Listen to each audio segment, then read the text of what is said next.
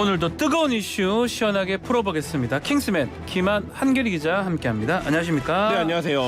자, 국민의힘 윤리위 어제 태영호, 김재원 두 최고위원에 대해서 징계를 했고 결과를 발표했습니다. 네, 그렇습니다. 8시간이 넘는 마라톤 회의가 있었는데요. 네. 국민의힘 중앙윤리위원회가 이딴 설화로 논란을 일으켰던 김재원 최고위원과 태영호 전 최고위원에 대한 징계 결과를 내렸습니다.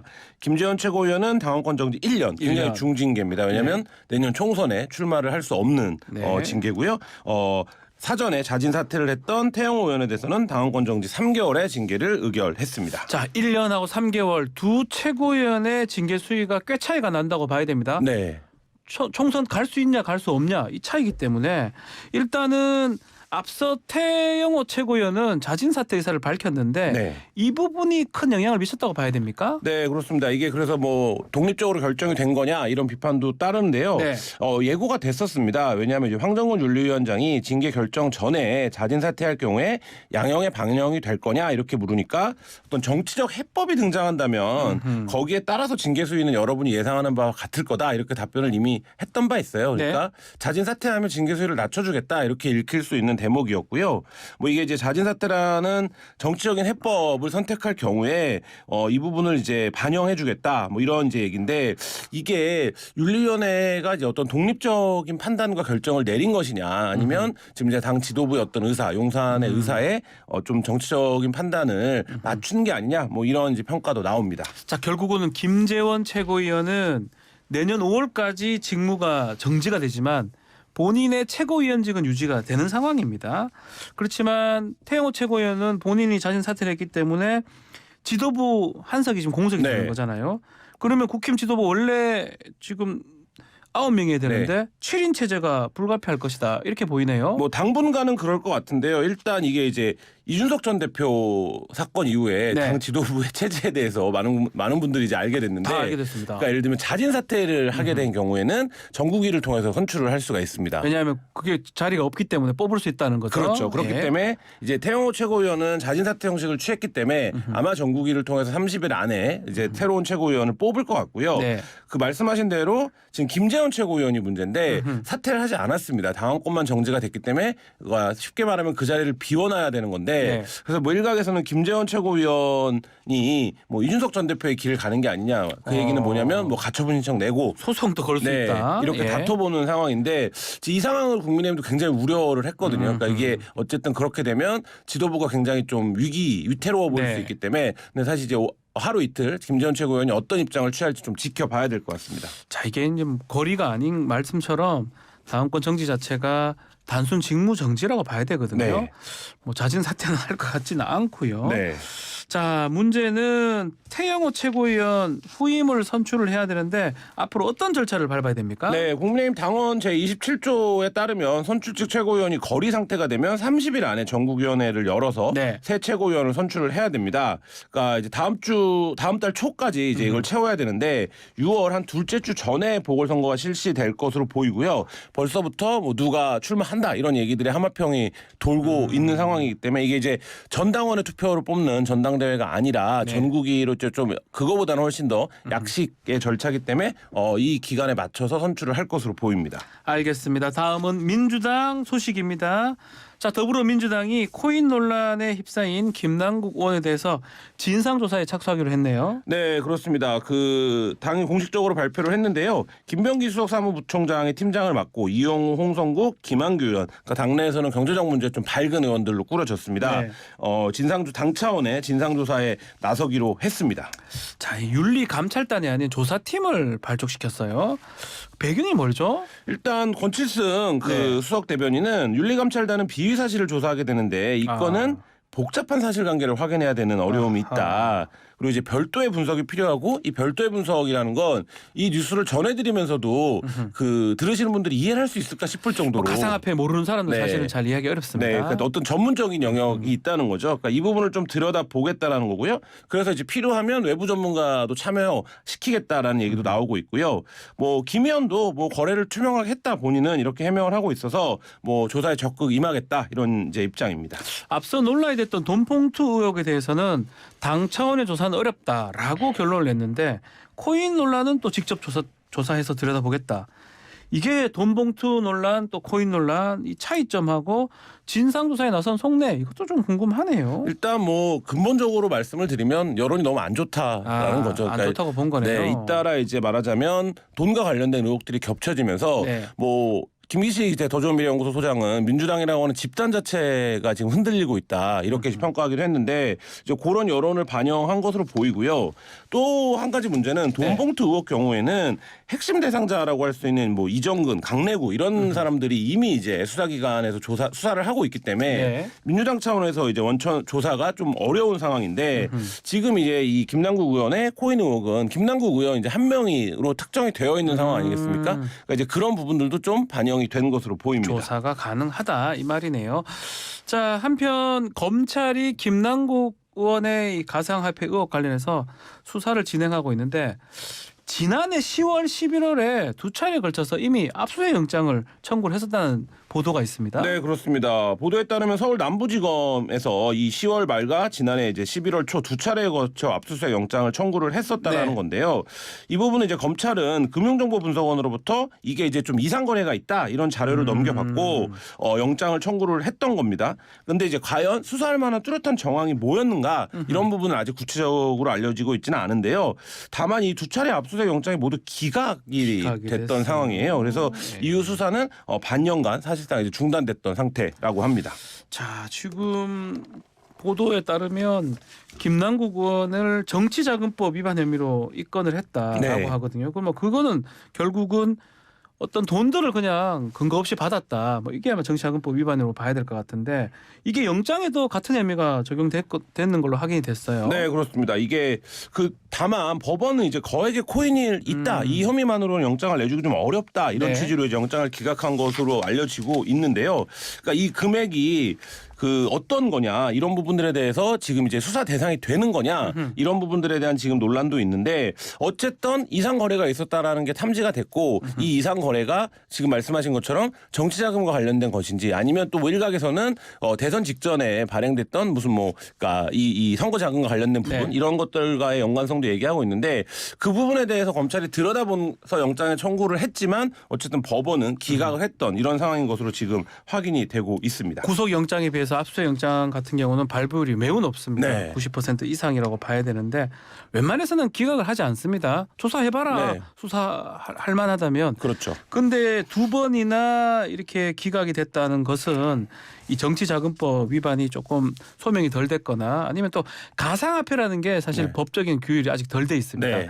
그런 게 작동했을 것 같은데 어쨌든 간에 검찰이 또 영장을 재청구하겠다라고 검토를 하고 있다면서요. 네, 그렇습니다. 그러니까 어떤 내용이 수사상의 보완이 있어야 영장 재청구가 가능할 텐데 어떤 내용이 보완됐는지는 이제 아직 확인되고 있지 않지만 검찰은 어쨌든 압수수색 영장을 재청구하는 걸 검토하고 있다고 지금 보도가 되고 있는데 네. 뭐 이런 겁니다. 그러니까 금융정보분석원 기준에 따라서 판단해서 분석을 해서 넘어온 건데 이 부분이 범죄와 전혀 무관한 내용을 우리한테 넘기진 않지 않았겠냐. 그러니 들여다볼 필요가 있다. 뭐 이런 이제 입장이 수사기관의 입장인데요.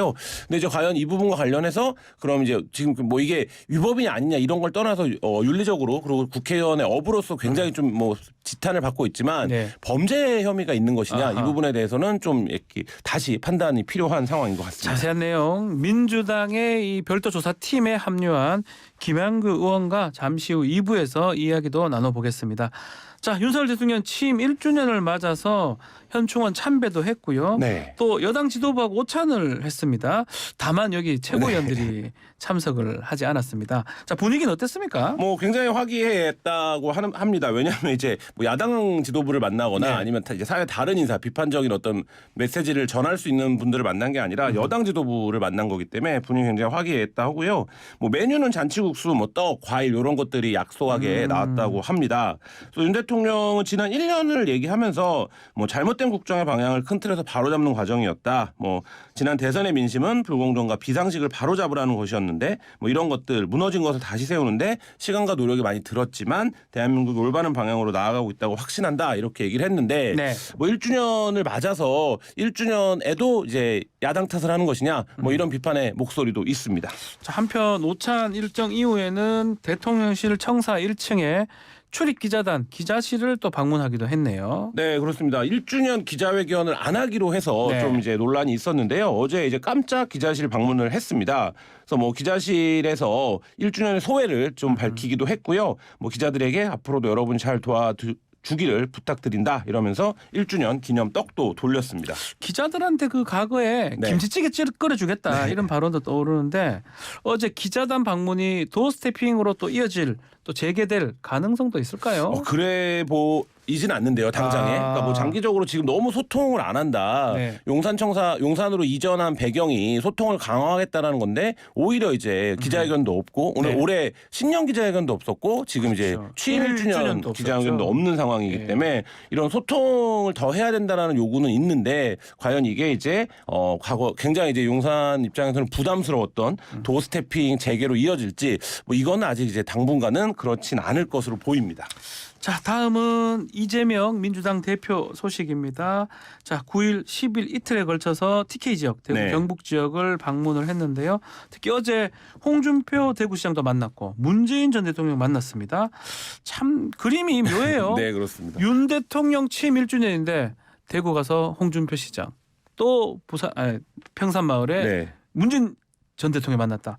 그림이 좀 이상합니다. 일단 뭐 근본적인 이유는 네. 이게 이상해 보이는 이유는 대통령이 야당 지도부를 안 만나고 있기 때문에 갈 데가 없으니까. 네, 그런 것 같아요. 근데 어제 이제 이게 뉴스가 화제가 된 건 예. 홍 시장과 이제 이재명 대표가 나눈 대화 때문입니다. 어떤 부분이죠? 그러니까 이 자리에서 서로 이제 정치가 실종됐다 이런 우려를 주고받았고 특히 이제 홍 시장은 뭐 홍카콜라라고도 불리지 않습니까? 네. 굉장히 직설적인 화법으로 대통령실에 뭐 정치를 아는 사람이 없다 이런 얘기를 하면서 이제 과거의 정치는 어떤 타협과 막후에서의 논의들이 있었는데 이런 거 실종됐다 이렇게 얘기를 했고 이재명 대표는 여기에 대고 정치가 전쟁이 됐다 이런 식의 이제 표현을 하면서 지금 현재 이제 정치 상황을 꼬집었는데요. 그러니까 이게 이제 말하자면 그 여당의 주요한 정치인과 야당 대표가 만나서 대통령실을 향한 직접적인 메시지를 내놓은 것이라 어제 하루 종일 좀 화제가 됐었습니다. 말씀처럼 어쨌든 간에 화기애애한 분위기도 네. 이어졌다고 지금 보도가 되고 있는데 자 서로 얻은 게 있다 이런 해석도 있어요.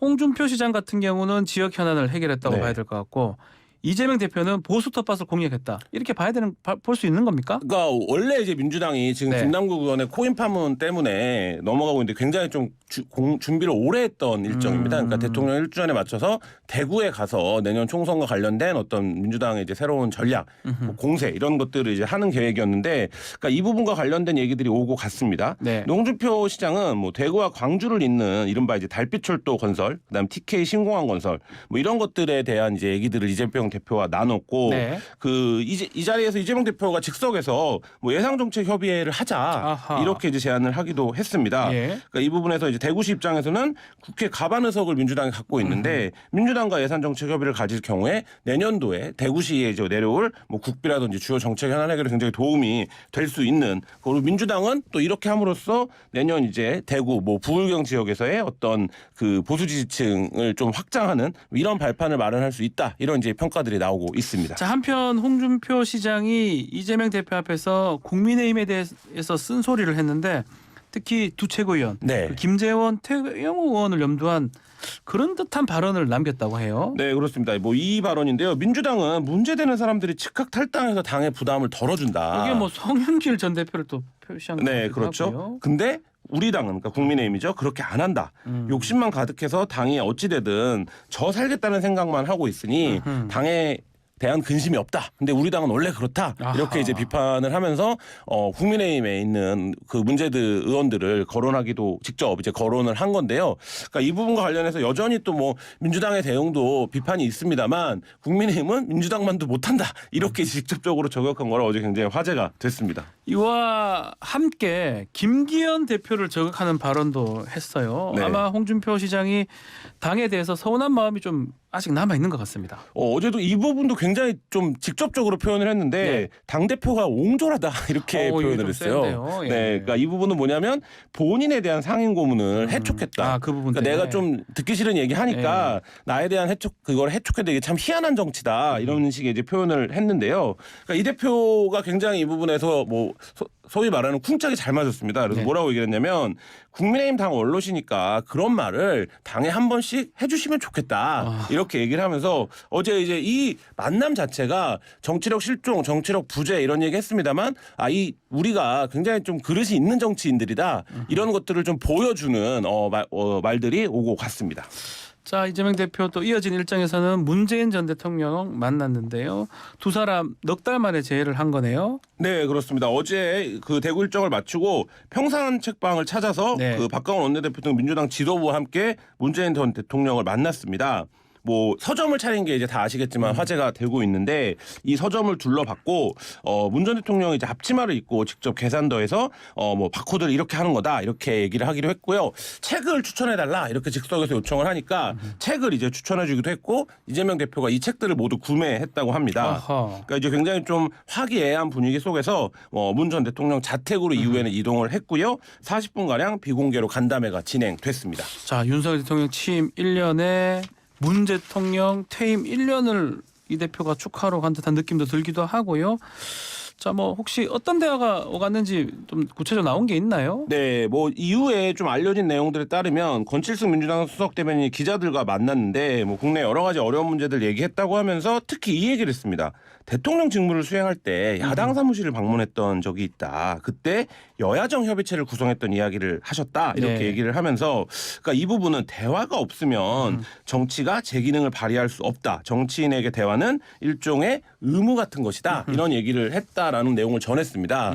이게 이제 앞서 홍준표 시장을 만났던 발언과도 했던 발언들과도 맥락이 이어지는데요. 네. 그러니까 지금 현 상황에서 어떤 정치적 대화의 실종 이런 것들을 문재인 대통령과 이재명 대표가 이야기 나눈 것으로 보입니다. 알겠습니다. 자, 킹스맨 여기서 마무리하겠습니다. 김한 기자 감사합니다. 네, 감사합니다. 1부 마치겠습니다.